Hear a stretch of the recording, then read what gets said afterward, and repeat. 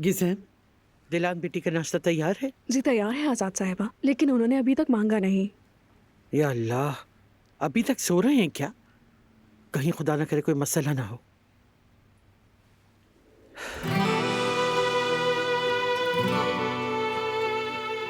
माशाल्लाह बेटी, माशाल्लाह।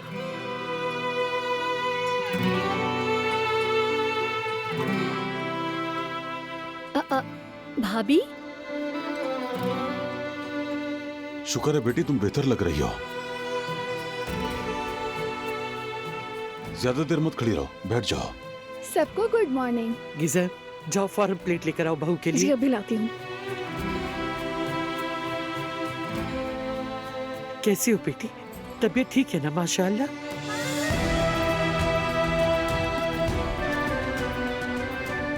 शुक्र है दादी, ठीक हूँ मैं। बारान से इजाजत मिली तो आप सबके पास आ गई। कितने दिनों से अकेले कमरे में उकता गई थी।